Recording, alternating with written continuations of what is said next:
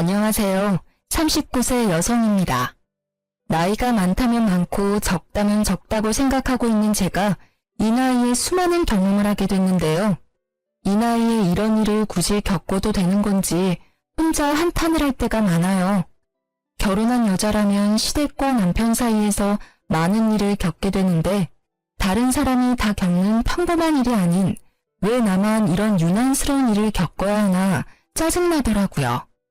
저와 남편 사이에 있었던 일로 이제 저 혼자만 끙끙 앓고 싶지 않아 이렇게 사연을 보냈습니다. 우리 남편과 시댁이 얼마나 유별난 사람인지 한번 들어보실래요? 저는 친정엄마와 단둘이 살다가 1살 많은 남편과 결혼했어요. 친정아버지는 10년 전 교통사고로 돌아가셨고요. 친정아버지가 살아계셨을 때도 원래 형편이 좋지 못했어요. 그래서 전 고등학교 다닐 때부터 평일 주말 가리지 않고 매일 알바를 해왔는데요. 근데 친정아버지가 돌아가신 이후부터 엄마와 단둘이 살게 됐고 전 더욱 독하게 마음먹으며 일하게 됐어요. 제가 어릴 때부터 엄마는 가정부로 일했어요. 제가 지금 남편과 결혼하고 나서도 늦은 나이까지 가정부로 일을 하셨고요. 아버지가 하늘나라로 갔기 때문에 남편과 결혼을 해야 할지 고민이 많이 됐어요. 아무래도 엄마 혼자 작은 집에 남아서 지낸다고 생각하니까 마음이 쓰이더라고요. 친정엄마는 자기 신경 쓰지 말고 시집가고 싶으면 마음 편하게 가라고 했어요. 그래서 전 그렇게 무거운 마음을 내려놓고 남편과 결혼했는데요. 그렇게 저와 결혼한 남편은 20대 후반부터 가게를 운영한 자영업자예요. 남편은 오래전부터 본인 사업을 꾸리는 게 꿈이었던 사람이라서 남들이 대학 갈 때 본인은 바로 일하게 됐다고 해요. 열심히 여기저기 가게에서 알바를 하다가 남들은 몇 번 망한 뒤 성공한다고 하는 사업을 남편은 운이 좋게도 첫 가게가 바로 성공하여 가게 3개까지 늘릴 수 있었어요. 그런 남편의 가족은 시어머님, 시누이가 전부예요. 시아버님은 암으로 돌아간 지 몇 년 되셨어요. 그래서 남편이 시어머님과 아가씨를 책임지고 있었고요. 저와 결혼하기 전까지만 해도 남편의 가게 수입은 나쁜 편은 아니었다고 해요. 근데 자세한 내막을 살펴보니 꼭 그렇지만은 않았어요. 남편이 저와 결혼하기 전 가게 운영이 바짝 잘 되는 것 같아서 매장을 늘린 거였는데 저와 결혼할 무렵부터 가게의 사정이 좋지 않았다네요. 그래서 남편과 결혼 준비하면서 엄청 싸웠어요. 당신 나한테 결혼하자고 프로포즈할 때 돈 많이 모아놨다고 결혼 걱정하지 말라고 했었잖아. 그거 다 거짓말이었어? 요즘 가게 사정 안 좋다며. 가게 사정 안 좋은 거 어떻게 알았어? 엄마가 그래? 아니면 내 동생이? 누가 얘기했는지가 중요해? 어제 당신 보려고 가게 갔는데 없어서 매장 매니저한테 물어봤더니 당신 친구 만나러 잠깐 나갔다고 말하면서 요즘 가게 사정 안 좋은데 사장인 당신은 매장 도울 생각 전혀 안 한다더라. 가게 지금 적자라며 대출금도 매달 나가는데 당신은 오히려 대출금 내야 할 돈으로 매일 탱자탱자 놀고 있다며. 난 당신이 매장 운영 잘 되는 편이고 그래서 매장 3개까지 늘렸다고 하길래 수입이 안정적인 줄 알았더니만 그거 다 허풍이었네. 매니저 말로는 이 상태 계속 유지되면 조만간 폐업도 생각해야 한다고 하던데 맞아? 이 자식은 할 말 못할 말 구분 못하고 걔 말이 맞아. 요즘 가게 사정 안 좋고 당신한테 미리 말 못해서 미안하고 아직 가게 대출금도 아직 다 못 갚았어. 원래 매장 운영 잘 되던 편이라서 내가 굳이 신경 안 써도 됐었어. 다만 최근 몇 달 동안만 가게 매출이 좀 안 좋았던 것 뿐이야. 그동안 장사가 잘 된 편인데 대출금 다 못 갚은 게 말이 안 되잖아. 당신 대출금도 다 못 갚은 수준이면 돈도 많이 못 모았겠네? 그래놓고 왜 나한테 결혼하자고 한 거야? 당연히 너 좋아하니까 결혼하자고 한 거지. 자기야, 우리가 고작 몇 달 짧게 만난 사이도 아니고 이런 일로 헤어지거나 하지 말자. 내가 가게 대출금만 있을 뿐이지 사채 빚이 있거나 한 게 아니잖아. 그러니까 이런 일로 서로 마음 상해하지 말자. 이때 남편한테 숨기지 말고 모든 걸 다 오픈하라고 말했습니다. 남편은 이제까지 돈을 많이 벌고 모아둔 것처럼 프로포즈를 했던 사람인데 알고 보니 그게 다 허풍이었어요. 남편이 저와 결혼하자고 말했을 때 전 감추지 않고 솔직하게 말했었어요. 모아둔 돈이 3천만 원 밖에 없다고 했는데 본인은 많으니까 걱정하지 말라고 하더라고요. 그래놓고 저와 남편이 모아둔 돈 모두 합치니 1억조차 넘지 않았어요. 이 돈으로는 집 구하는 것부터 결혼식까지 준비하는 게 어려웠어요. 그래도 남편이 앞으로 잘하겠다고 떵떵거리길래 그 말을 믿고 대출 등 여러 도움을 받아 결혼하기로 남편과 합의 보게 됐습니다. 근데 시어머님은 그런 제가 마음에 들지 않았나 봐요. 결혼 허락을 구하러 갔을 때부터 우리 결혼은 물론 저의 사정을 듣고 똥 씹은 표정으로 항상 절 바라보셨어요. 부모님은 무슨 일 하시니? 엄마는 가정부로 일하시고 아버지는 오래전에 교통사고로 돌아가셨어요. 그래서 가족은 엄마와 저 둘뿐입니다. 돌아가시기 전에 아버지가 어머니나 너 앞으로 남기고 간 유산 같은 건 전혀 없고 사망보험금이라든지. 네? 없는데요. 그런 건 왜 물으세요? 너희 둘이 결혼한다고 이렇게 내 앞에 떡하니 앉아있는데 너희들 결혼할 때 쓸 비용부터 너 친정집 사정까지 모두 내가 알고 있는 게 맞다. 그럼 어머님이 너희 결혼할 때 도와줄 돈도 하나도 없겠네? 그러면서 그 푼돈으로 결혼하겠다고 하는 거야? 무슨 생각으로? 요즘 결혼이 애들 장난도 아니고 전셋집만 구해도 1억이 훌쩍 넘어가는데 그 1억도 안 되는 돈으로 어떻게 집을 구하고 결혼식을 올리겠다고 하는 거야? 난 너 생각을 모르겠다. 너한테 결혼하자고 말한 내 아들도 아들이지만 그걸 또 받아준 너가 참 이해가 안 간다. 누가 처음부터 모두 다 갖춰서 하겠어요. 다들 처음엔 부족하게 시작하지만 살면서 하나하나 채워가는 거라고 하잖아요. 말은 그렇게 해도 결혼하고 나면 꼭 그렇지도 않다. 다들 왜 부잣집 애인 만나서 결혼하려고 애를 쓰겠니? 처음부터 제대로 자리 잡고 시작해야 나중에도 잘 되는 법이다.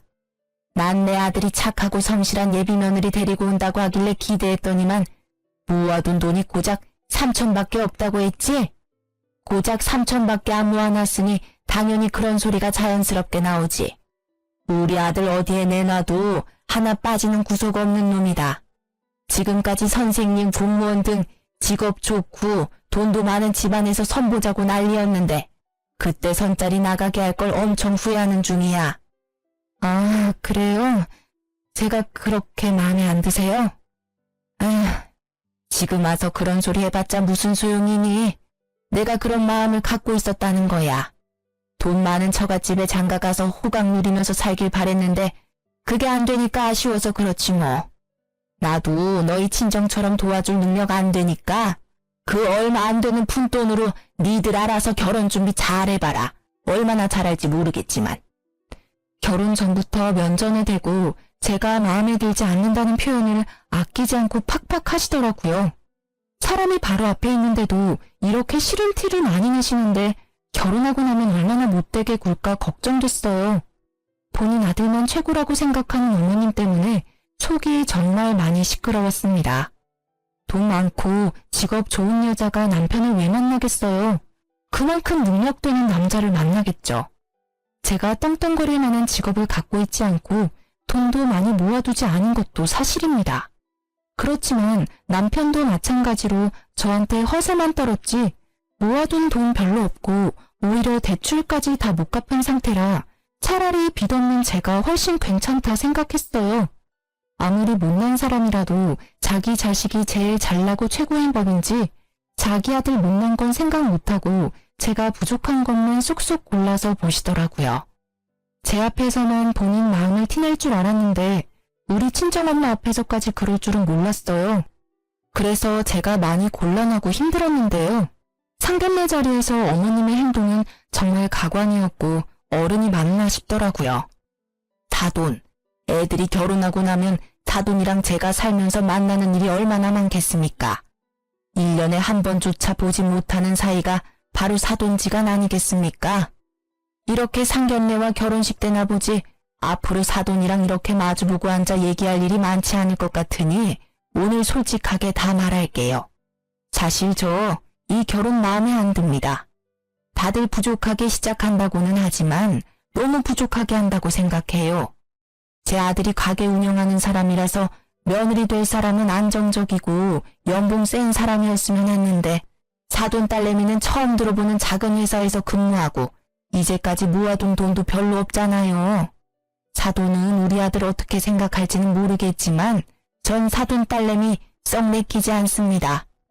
사돈 마음 충분히 이해가 합니다. 자식 가진 부모 입장에선 충분히 그런 마음 들 수밖에 없죠. 그렇지만 애들이 좋아서 하는 결혼인데 어른이 중간에서 이래라 저래라 말하는 건 결혼 앞두고 있는 애들 마음만 싱숭생숭하게 만드는 일 같아요. 아직 배울 게 많은 우리 딸 며느리로서 부족하지 않게 잘하라고 잘 말해둘 테니까 너그럽게 봐주세요. 그리고 미리 애들한테 줬어야 하는데 어쩌다 보니 이런 자리에서 주게 됐네요. 이 돈 애들 집 구할 때 보태라고 따로 준비해둔 돈입니다. 돈 준비하는데 시간이 좀 걸려서 이 자리에서 주게 되네요. 엄마, 이 돈 어디서 났어? 어른들 얘기하고 있으니까 일단 가만히 있어. 사돈, 앞으로 우리 딸 잘 부탁드립니다. 우리 딸이 사돈 아드님에 비해 부족하다고 느끼시겠지만 그래도 저의 소중한 딸아이입니다. 우리 딸 앞으로 잘 부탁해요. 부족한 게 많은 딸이지만 심성 하나는 참 착한 아이입니다. 그러니 너그러운 마음으로 딸이라 생각하고 우리 딸 잘 봐주세요. 당연하죠. 요즘 시대의 고부 사이는 엄마와 딸 같은 사이라는 말이 있잖아요. 사돈 딸을 제 딸이라 생각하면서 잘 데리고 있겠습니다. 친정엄마가 갑자기 2억이란 큰 돈을 저에게 주셨습니다. 집 구할 때 쓰라고 마련한 돈이래요. 사전에 말도 없이 2억이란 큰 돈을 딱 준비한 친정엄마를 보고 놀랬습니다. 이렇게 큰 돈을 마련할 수 있는 형편이 아니라는 건 누구보다 제가 잘 알기에 2억이란 큰 돈을 꺼낸 엄마 보고 놀랬어요. 엄마는 2억을 우리 부부에게 주는 순간 시어머니의 표정이 180도 달라졌어요. 돈 꺼내기 전까지만 해도 우리 친정엄마와 나를 위아래로 훑으며 보던 사람이 돈이 앞에 있으니 갑자기 온화한 표정을 짓더라고요. 돈 앞에 장사 없다더니 어머님을 보니 그 말이 딱 떠오르던데요. 이렇게 가식적인 사람 실제로 보니까 소름 돋는다는 말밖에 나오지 않아요. 그렇게 친정엄마 덕분에 서울에 있는 빌라 하나를 구할 수 있었지만 남은 결혼식부터 신혼여행까지 여유롭게 준비하지 못했어요. 그래서 결혼식과 스드메는 최대한 가성비 좋게 준비했고 신혼여행도 해외가 아닌 제주도로 선택했어요.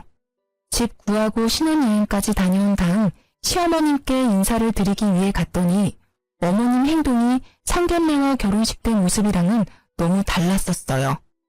애초에 시어머님은 반반 결혼을 한 것 자체만으로 마음에 들지 않았지만 저희 친정엄마가 2억을 우리에게 준 건 매우 좋으셨나 봐요. 앞에서는 고맙다고 말씀하셨지만 막상 그 2억 돈으로 집 구할 때 공동 명의로 하지 않고 내 명의로 하니 그게 고가우셨나 봐요. 미자 너 그렇게 안 받는데 참 여우구나. 너 친정엄마가 주신 2억으로 집 구할 때 너 명의로 구입했다며. 두 사람 앞으로 평생 같이 살기 위해 결혼했으면 집도 공동 명의로 했어야지. 왜 내 아들 이름만 쏙 빼서 계약했니? 저희 친정엄마가 주신 돈이니까 당연히 그렇게 하는 게 맞다고 생각했어요. 그리고 어머님 말씀대로 이제 이 사람이랑 평생 같이 살 건데 집 명의가 누구 이름으로 되어 있든 그게 무슨 상관이에요. 엄마, 미자 말이 맞아. 집 명의 그게 뭐가 중요해. 이제 앞으로 계속 같이 살 건데. 그리고 그 집 구할 수 있던 것도 장모님이 2억 보태줘서 구할 수 있던 거잖아. 서울에서 그런 집 어떻게 구할 수 있겠어? 그러니까 엄마, 너무 명예에 집착하지 마. 이 멍청아. 너가 이렇게 나오니까 문제야.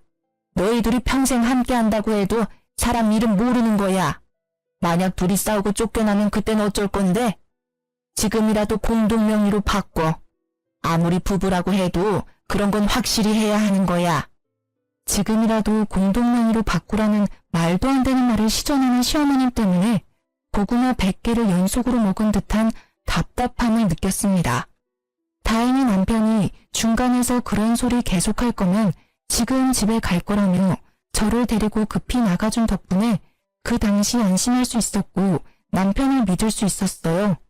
결혼 전에는 믿음직스럽지 못했던 남편이 집 명의일로 저한테 믿음을 줬는데 그런 남편한테 배신감을 느낀 적이 있는데요. 결혼하고 나서도 여전히 가게 매출이 아슬아슬했어요.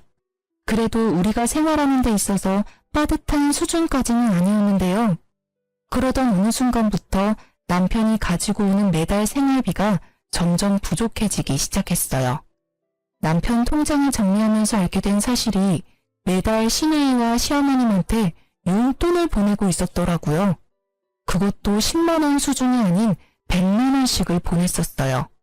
그걸 보는데 어찌나 황당하던지 남편이 매달 돈을 줘야 하는 날만 되면 대출금 갚아야 한다고 돈 없다 말했어요. 그렇게 내가 번 월급 200만 원으로 빠듯하게 생활을 해야만 했어요. 먹고 싶은 거 못 먹고 하고 싶은 거 하지 못하며 힘들게 살고 있는데 시어머님한테 매달 용돈 주고 있는 게 엄청 서운하더라고요. 제일 서운했던 건 우리 친정엄마한테 용돈 한 번 준 적이 없다는 거였어요.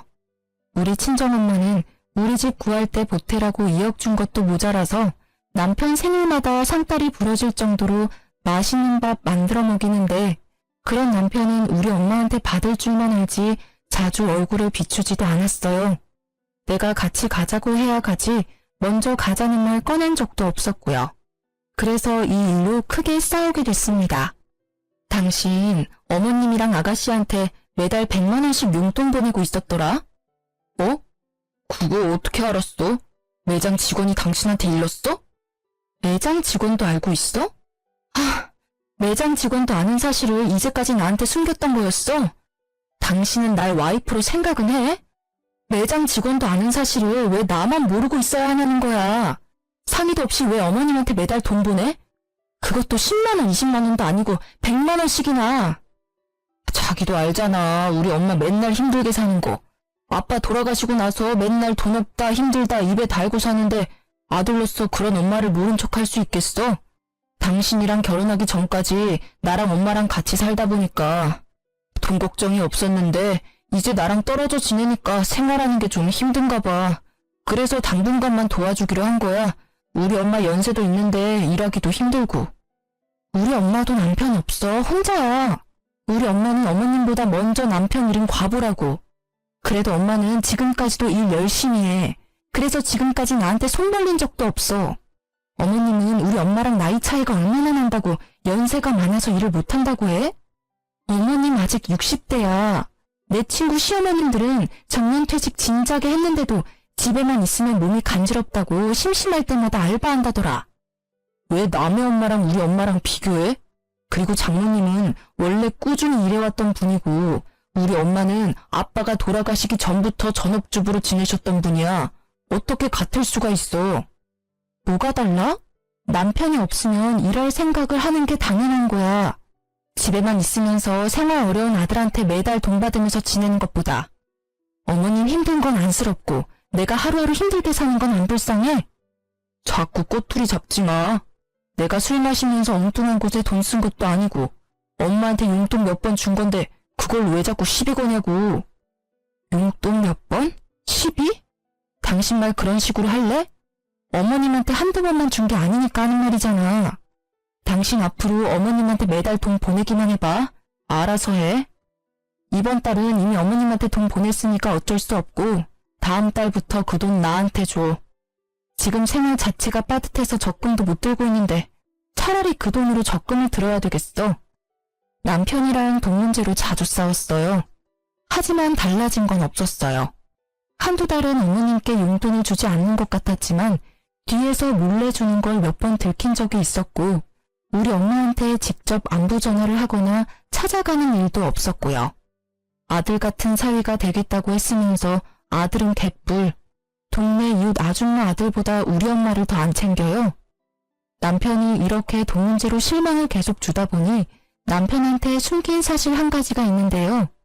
남편이랑 결혼한 지 3년 차가 되었을 무렵 우리 외할아버지가 돌아가셨어요.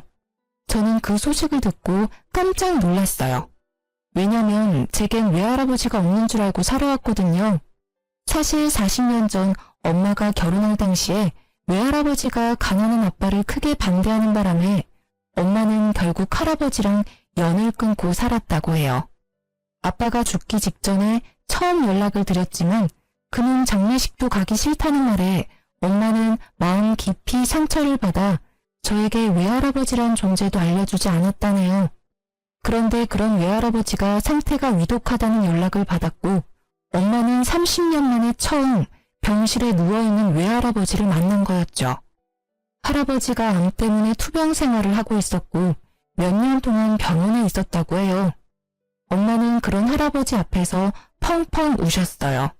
일주일 뒤에 할아버지가 돌아가셨고요. 할아버지 유일한 자식인 엄마는 할아버지의 전 재산을 상속받게 됐는데요. 할아버지는 총 30억이 넘는 재산과 서울 중심에 있는 큰 상가 건물 한 채를 갖고 계셨어요. 그걸 모두 엄마가 상속받게 된 거였고요. 한순간에 많은 돈을 얻게 된 엄마는 그런 저에게 이 사실을 바로 알렸고 엄마와 마찬가지로 저도 굉장히 놀랐어요. 처음 본 외할아버지가 일주일 만에 돌아가신 건 안타까웠지만 매일 혼자 살면서 힘들게 가정부 일을 하고 있는 엄마가 안쓰러웠는데 이제 돈 때문에 허덕이지 않아도 되는구나. 이기적일 수 있지만 제겐 다행이라고 생각했어요. 이 사실을 남편에게 알려야 하나 고민이 많았지만 전 알리지 않기로 했어요. 제가 맨날 돈 문제로 고민하는 걸 아는 친정엄마도 굳이 알리지 말라고 했고요. 사실 엄마도 남편과 시어머님을 굉장히 괘씸하게 보고 있거든요. 시어머님은 우리 결혼할 때 도와준 거 하나도 없으면서 정작 우리 엄마한테 이것저것 바라는 눈치였고 게다가 남편보다 내가 아래인 것 마냥 대하는 어머님의 태도가 마음에 들지 않았다고 했어요. 그리고 남편도 날 평생 책임질 것처럼 데려가 놓고 정작 시어머니만 챙길 뿐 고생은 제가 다 하고 있으니 속상하다고 매번 말씀하세요. 그런데 어느 날 오랜만에 본 엄마의 낯빛이 유독 어둡고 요즘 몸에 기력이 없다고 하셔서 대학병원에 데려가 종합검진을 받게 해드렸는데요. 의사 말로는 신장 기능이 너무 떨어져 있어서 당장 혈액투석을 준비하자고 말씀하셨어요. 엄마가 외가 쪽 대대로 신장이 좋지 않다는 건 알고 있었는데 이렇게 빨리 안 좋아질 줄은 전혀 몰랐다며 저도 그렇고 엄마도 너무 속상해 하셨어요. 친정엄마가 아프다고 하는데도 남편은 여전히 친정엄마 보러 갈 생각을 안 하더라고요. 그런 남편을 볼 때마다 얼마나 정이 떨어지던지. 친정엄마가 아프다는 소식을 들은 저는 일을 그만두고 간병인 대신 보필하게 됐어요. 남한테 엄마를 맡기는 건 너무 불안하더라고요. 그리고 제 마음도 좋지 않고요. 그래서 제가 매일매일 엄마 옆에 있기로 했는데 남편은 그게 마음에 들지 않는 모양이에요. 매달 돈을 벌어오던 내가 엄마 옆에서 간병을 한다고 하니까 그게 싫었던 것 같아요. 그래도 남편은 반대하진 않았어요. 놀려고 일을 그만둔 게 아니고 친정엄마가 아파서 그만둔 거라 이 상황에서 나한테 따지고 들면 본인이 나쁜 사람이 된다는 걸 알기 때문이에요. 그리고 지난번에 본인이 엄마한테 매달 용돈 드린 걸 들킨 전적이 있기 때문에 저한테 일 그만두는 걸로 트집을 잡지 않더라고요. 엄마가 아픈 이후로 할아버지가 주신 건물 관리를 못하고 있어요. 병원에 있는 시간이 많고 그럴 기력도 없기 때문에 평일엔 엄마 간병, 매주 주말마다 건물과 집을 관리해 주기로 했는데요. 근데 남편이 그런 제가 의심스러웠나 봐요. 평일 위주로만 친정엄마 간병하기로 했는데 주말에 쉬지 않고 교회를 다니니까요. 그래서 남편은 주말 하루 가게로 가지 않고 절 미행했나 봐요. 제가 매주 친정엄마 건물로 출근 도장을 찍으니 남편이 1층에 카페를 운영하고 있는 임차인에게 저에 대해서 물어봤다고 하는데요. 이자씨, 잠깐만 얘기 좀 할래요? 안녕하세요. 지금 가게 한창 바쁠 시간 아니에요? 이자씨한테 꼭 말해줄 게 있어서요. 그래서 직원한테 잠깐 양해 구하고 나왔어요. 다름이 아니라 며칠 전에 어떤 남자가 이자씨에 대해 물어보고 가더라고요. 그래서 제가 이 건물주 딸이라고 말해주긴 했는데 좀 이상해서요. 네? 어떤 남자가요? 어떻게 생긴 남잔데요? 날 찾을 남자는 없을 텐데. 2층에 곧 가게 하나 빠진다고는 들었는데 거기 알아보고 있는 분인가? 상가 임대자리 알아보는 것 같진 않았어요. 그 남자가 미자씨 콕 집어서 물어보는 것도 수상하고, 미자씨가 매주 주말마다 건물 관리하러 올 때마다 그 남자가 저 멀리서 지켜보는 것 같더라고요. 키는 180은 넘는 것 같고 덩치도 좀 있었어요. 피부는 까무잡잡한 편이에요. 만약 그 남자 또다시 찾아오거나 저 찾으면 그때 바로 저한테 전화해주세요. 제가 걱정이 됐던 임차인은 어떤 남자가 저에 대해 물어봤으니까 조심하라고 말해주더라고요. 건물 CCTV를 확인해보니까 남편이 약 3주 동안 건물 앞에 어슬렁거린 게 딱 찍혔더라고요. 어슬렁거린 이후에도 남편인 저한테 직접적으로 건물에 대해 물어보진 않았거든요. 임차인을 통해 건물주가 친정엄마라는 걸 알게 된 이후부터 남편의 태도가 180도 달라졌어요. 평소에 친정엄마한테 전화 한 통 안 하던 남편이 하루에 한 통씩 꼬박꼬박 전화하고 매주 가게 휴무일 때마다 친정엄마 만나러 가더라고요. 장모님, 저 왔어요. 오늘 몸은 어떠세요? 지난주보다 살이 더 빠진 것 같아요. 아이고, 우리 윤서방 왔어? 점심은 먹고 온 거야? 그럼요. 장모님도 점심 챙겨 드셨어요? 약은요? 이럴 때일수록 밥 꼬박꼬박 잘 챙겨 드셔야 해요. 예전처럼 하루에 한 끼만 드시지 마시고요. 지난번에 보니까 병원밥 절반도 안 먹던데요. 그러지 말고 꼭 다 드세요. 우리 윤서방이 내 걱정해주니까 좋네.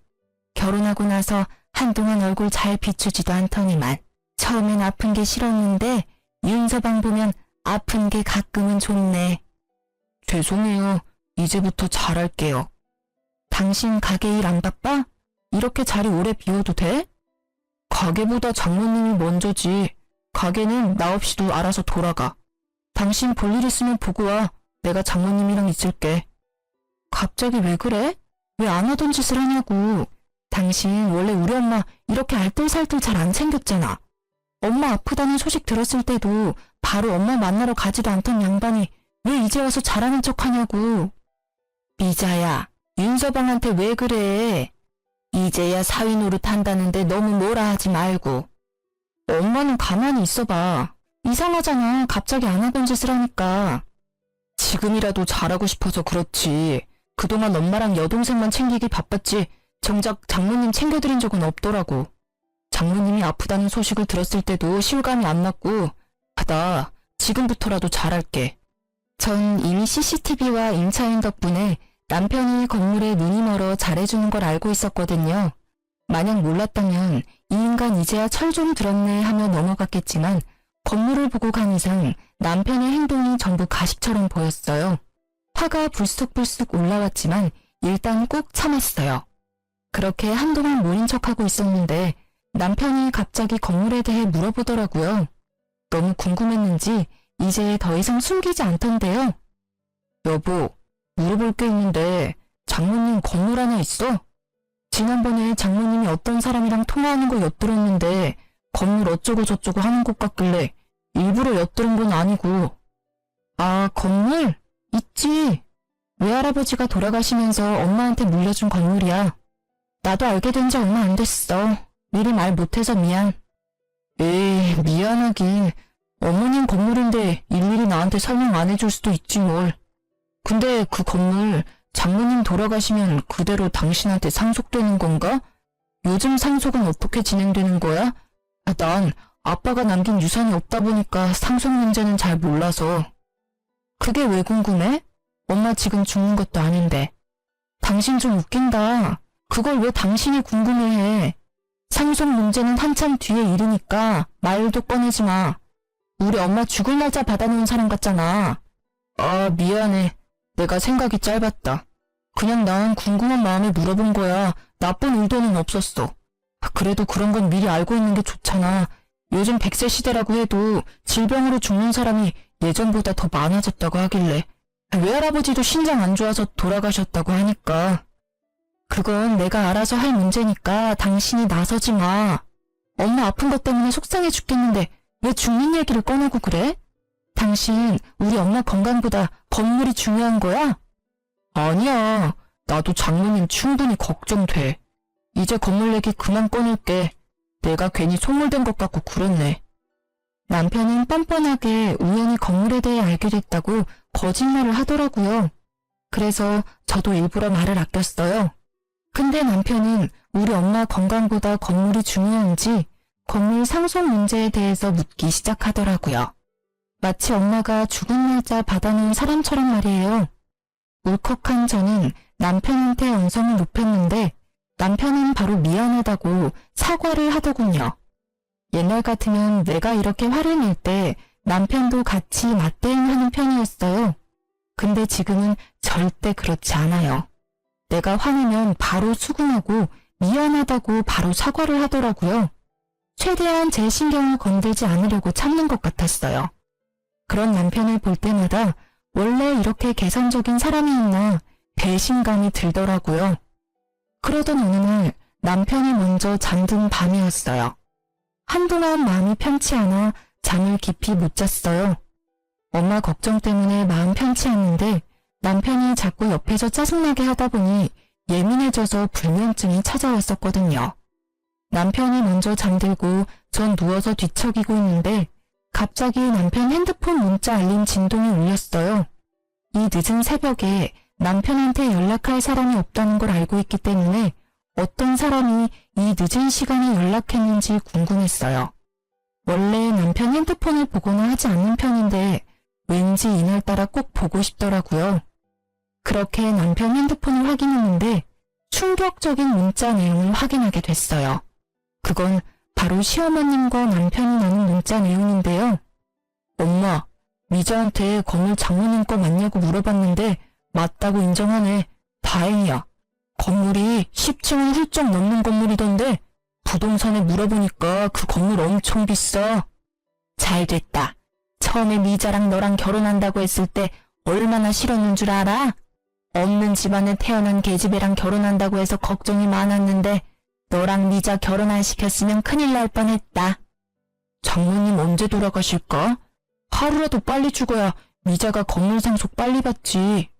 건물 상속 받으면 1층에 있는 가게 하나 내보내고 그 자리에 내 가게 하나 차려야겠다. 지금 2호점 가게 월세 너무 비싸거든. 마누라 복 없는 줄 알았는데 이게 웬 떡이야? 그러게 말이다. 나도 며느리 복 없는 줄 알고 머리 아팠는데 그게 아니었어. 아들, 미자가 상속받으면 우리 집도 고급 빌라로 이사가게 부탁 좀 해봐. 지금 살고 있는 집 너무 오래돼서 인테리어 공사라도 해야 하나 걱정했는데 나중에 너가 대신 물어봐줘. 그리고 미자 신경 건드리지 말고 장모님한테 잘해. 그래야 나중에 콩고물 하나라도 더 떨어지지. 그리고 사돈은 아프다면서 명줄이 왜 이렇게 길어? 죽을 거면 하루라도 빨리 죽지. 에휴. 엄마, 걱정하지 마. 그 건물 미자가 상속받는다고 해도 그 건물 내 건물이나 마찬가지라 엄마가 하고 싶은 거 마음껏 해도 돼. 그러니까 돈 펑펑 쓸 준비나 하고 있어. 외가 쪽에 유전적으로 신장이 안 좋다네. 미자도 장모님 닮았으면 오래 살 팔자는 아닐 거야. 그럼 그 건물 당연히 나한테 넘어오겠지? 너무 좋다. 문자 내용이 너무 충격적이라 숨이 턱턱 막혔어요. 옆에서 자고 있는 남편을 보는데 뺨 한 대 올려붙이고 싶었거든요. 겨우 참고 남편과 시어머님이 나눈 문자 내용을 모두 사진으로 남겨놨어요. 나중에 딴 말 못하게 하려고요. 이날 잠 한숨도 못 자고 밖에서 많은 고민을 했습니다. 이 남자랑 평생 살 수 없겠다는 결론이 나왔고 전 남편과 이혼하기로 결정했어요. 바로 이혼 통보를 하지 않고 남편한테 제대로 복수한 다음 이혼하고 싶었어요. 그래서 어떻게 남편을 골탕 먹일 수 있을까 고민하고 있던 때 남편이 운영 중인 가게 매출이 점점 안 좋아지기 시작했어요. 결혼 초반 때 위기를 잘 견딘 것 같더니만 다시 매출이 안 좋아지기 시작하더라고요. 매출이 반토막 난 이유가 남편 가게 근처에 엄청 유명한 고깃집이 생겼기 때문인데요. 그 고깃집이 다른 지역에서 줄 서서 먹을 정도로 유명한 맛집이래요. SNS에서 엄청 난리라고 들었고요. 그 가게가 2호점을 냈는데 하필 남편 가게 근처에 오픈을 하게 됐더라고요. 남편은 동네 단골 장사로 운영되고 있던 고깃집이라서 금방 망할 위기에 놓였어요. 남편은 이겨낼 수 있다고 자신있게 말하더니 아무리 홍보를 열심히 해도 반토막이 난 매출이 다시 오르진 않더라고요. 맨날 적자만 나니까 그걸 충당할 돈이 없고 직원들 월급 밀릴 위기까지 처해지자 폐업하기로 결정했어요. 보통 폐업을 하면 근심 걱정이 많은 얼굴로 다녀야 하는데 오히려 남편은 콧노래를 부르며 좋아하더라고요. 그래서 왜 이렇게 기분이 좋냐고 물어봤는데요. 당신 폐업한 사람 맞아? 요즘 콧노래 자주 부르는 것 같아. 당신 그 가게 오래 운영했잖아. 그만큼 애정이 많았던 거 아니었어? 폐업해서 기분 안 좋을 줄 알았는데. 에이, 안 될 것 같으면 이렇게 단칼에 정리할 줄도 알아야 해. 그리고 당신 나중에 건물 물려받을 거니까 내가 힘들게 돈 벌지 않아도 되잖아. 나도 이제 쉴 때가 됐지. 이제 마누라 덕 좀 보고 살아보자. 룰루랄라 노래를 부르면서 백수로 지내고 있는 남편을 보니 아주 미치고 팔짝 뛰겠더라고요.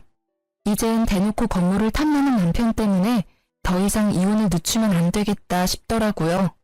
그래서 전 본격적으로 남편에게 복수를 하기로 결심했는데요.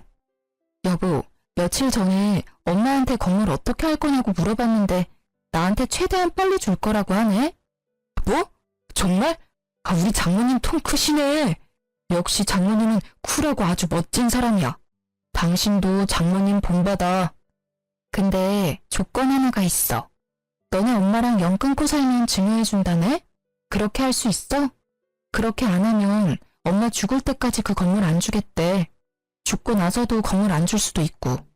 자식이라고 해서 무조건 그 건물 받을 수 있다고 생각하는 건 아니지? 그 건물주인 엄마가 나한테 상속 안 한다고 하면 못 받는 거야. 그러니까 그 건물 하루라도 빨리 받고 싶으면 지금 당장 너네 엄마랑 연 끊고 살래? 엄마랑 안 보고 살라고? 그게 말이 돼? 다른 조건도 아니고 엄마랑 연을 끊고 살라니. 어떻게 부모 자식이 안 보고 살아? 그럼 건물 없던 걸로 해야지. 어쩔 수 없네. 엄마한테 말할게. 우리 그 건물 필요 없을 것 같다고. 아니, 잠시만. 나한테 시간을 줘. 알겠다. 내가 엄마 안 보고 살게. 그럼 그 건물 당신한테 가는 거 맞지? 그럼 녹음기에 대고 말해. 뭐? 그렇게까지 꼭 해야 돼? 내가 약속 지킬게. 뭘 굳이 녹음기에 녹음까지 하려고 해. 당신이 나중에 딴 말 할 수도 있는 거잖아. 구두 약속이라고 생각하고 녹음기에 말해. 남편은 녹음까지 하는 건 오버라고 난리를 쳤지만 전 끝까지 녹음해야 한다고 강력하게 말했어요. 싫으면 건물 포기하라고 말했더니 결국 녹음을 직접 하더라고요. 시댁과 연을 끊고 살기로 약속을 받아냈어요. 명절, 제사, 생신 모두 챙기지 않기로 했으며 매달 시어머님께 준 용돈도 바로 끊기로 약속했어요. 그리고 5년 동안 절대 시댁에 발걸음하지 않겠다는 약속도 받아낸 상태였는데요. 전 그날이 녹음된 녹음기를 들고 친정엄마한테 다녀오겠다고 했어요. 전 남편한테 친정엄마한테 다녀온다고 말한 뒤 바로 시어머님한테 녹음 파일을 보냈어요. 녹음 파일을 들은 시어머님은 바로 저한테 전화해서 고함을 질렀어요. 너 도대체 뭐하는 년이야? 자식이랑 부모 연을 끊게 만들려고 해? 너 지금 어디야? 당장 만나. 어디긴 어디예요. 어머님이 앞으로 살 고급 빌라 찾는 중이죠. 어머님, 고급 빌라에 그렇게 살고 싶으셨어요? 우리 엄마가 빨리 죽었으면 할 정도로요? 근데 왜 우리 엄마 재산으로 편하게 살 궁리만 하세요? 왜 우리 엄마 건물로 호의호식 하려고 하는 거냐고요? 너가 그걸 어떻게... 너가 지금 오해한 모양인데 난 그런 적 없다. 없긴 뭘 없어요. 거짓말 좀 하지 마세요. 어차피 어머님 고급 빌라 근처에도 못 가실 거예요. 제가 그 건물 받으면 그이가 어머님이랑 안 보고 살겠다고 저랑 약속했거든요. 우리 아들이 그럴 애가 아닌데. 암튼 내가 아들이랑 다시 연락해보마. 어머님은 당황을 감추지 못하고 바로 남편에게 전화를 해본다며 전화를 뚝 끊었어요. 전 어머님과 통화를 끝내고 바로 이혼 전문 변호사를 찾아갔는데요. 문자 내역부터 남편이 매달 시댁에 100만 원 준 내역까지 모두 보여줬어요. 그리고 이제껏 남편한테 생활비당 생활비를 받아본 적이 없다고 고작 30만 원 내놓는 사람이라고 말했어요. 그렇게 바로 변호사와 함께 이혼 소송을 진행했어요. 곧 건물 물려받을 생각에 좋아하고 있던 남편은 이혼 소송장을 받고 난리가 났는데요. 갑자기 자기한테 왜 그러냐고 약속한 거랑 내용이 다르지 않냐고 따졌어요. 그런 전 남편한테 난 모르는 일이라고 또 엄마한테 연락해서 물어봐 라는 말을 툭 던지고 전화를 뚝 끊었어요. 남편한테 하루에 수십 통씩 전화가 왔었는데 전 끝까지 안 받았어요. 전 남편과 사이가 좋지 않은 것부터 지금까지 있었던 일에 대해 친정엄마한테 알리지 않았었는데요. 근데 친정엄마는 이 사실을 전부 눈치채고 있었더라고요. 엄마가 이 사실을 어떻게 알게 된 거냐면 남편 때문에 알게 된 거였는데요. 남편이 엄마한테 직접 연락해서 건물 공시지가부터 평수까지 세세하게 다 물어봤다고 하더라고요.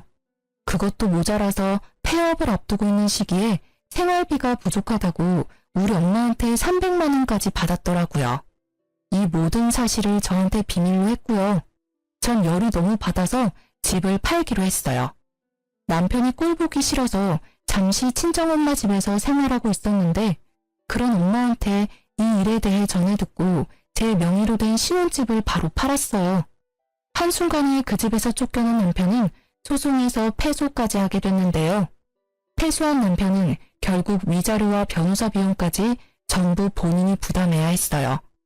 다행히 우리 부부 사이에 아이는 없었지만 아이가 없고 결혼 생활이 길지 않다는 점에서 위자료를 많이 받지 못했어요. 위자료 금액은 적지만 그래도 벼룩처럼 내 피를 빨아먹으려고 한 남편과 시댁한테 복수를 제대로 한 것 같아 속이 다 시원했어요.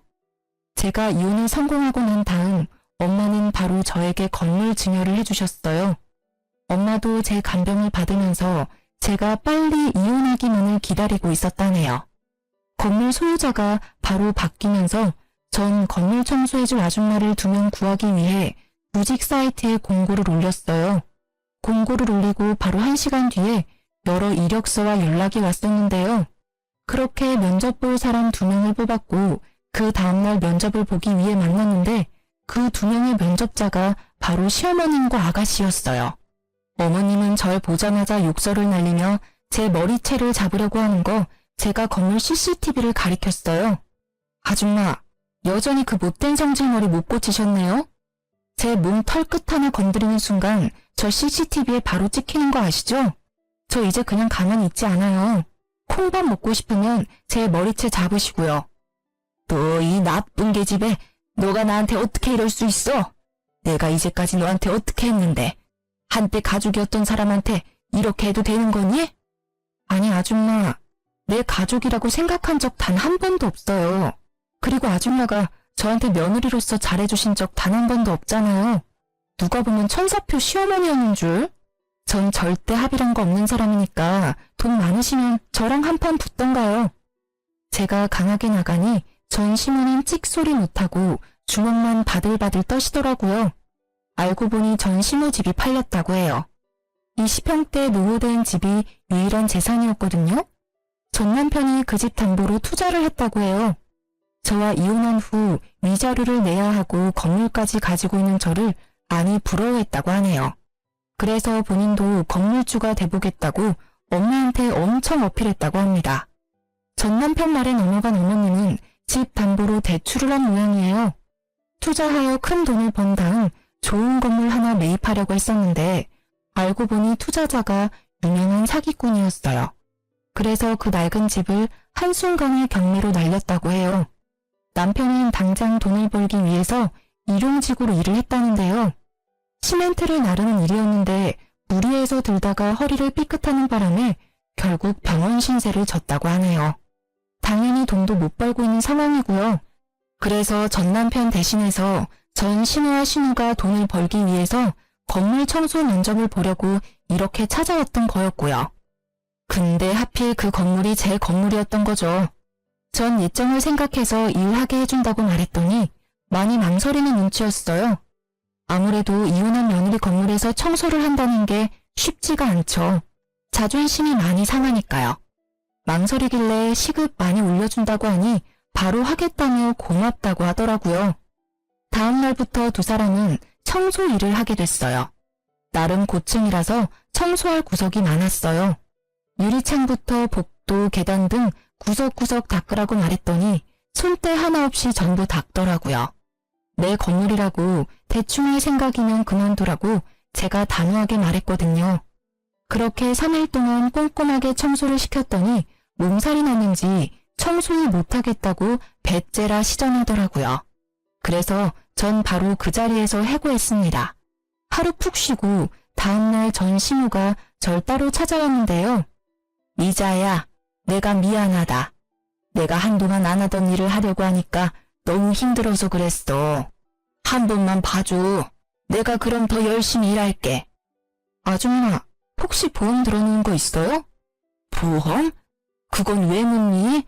생명보험 기본적인 건 있다만. 잘 됐네요.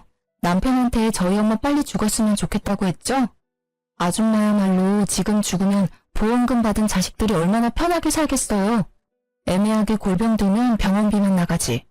정작 자식들한테 떨어지는 게 없잖아요. 일찍 죽으면 고생하는 자식을 얼마나 편하겠냐고요. 그러니까 지금이라도 자식한테 밉보이지 않고 잘하셔야죠. 나중에 어떤 일이 있을 줄 알고? 뭐? 그게 무슨? 내가 그쪽 아들 계산적인 거 알고 깜짝 놀랐었거든요. 돈에 눈이 멀어 부모랑 연도 끊는 자식이 보험금 때문에 무슨 일이라도 못 저지를까? 암튼 아줌마는 평생 자식들 눈치 보며 사셔야죠. 본인이 그따위로 키웠으니 불평불만은 하지 마시고. 제 말을 들은 순간 어머님은 눈을 동그랗게 크게 뜨고 도망가셨어요. 본인이 지은 죄를 알고 있는 거죠. 그 이후로 시댁과 남편을 본 적이 없어요. 어떻게 사는 줄도 모르고요. 이 이야기를 엄마한테 그대로 알려주니 속이 다 시원하다고 했어요. 그리고 지금은 엄마가 다니고 있는 대학병원 근처에 소형 아파트를 하나 구입했어요. 둘이서 살기에 딱 좋은 곳이에요. 예전보다 엄마 건강이 많이 회복된 편이지만 더 괜찮아지면 좋겠어요. 지금까지 제 이야기 어떠셨나요? 돈에 눈이 먼 인간들에게 나름 복수를 해보았는데 여러분들은 어떤 생각을 하셨나 모르겠네요. 다들 저와 엄마에게 응원의 한마디 부탁드립니다. 들어주셔서 감사합니다.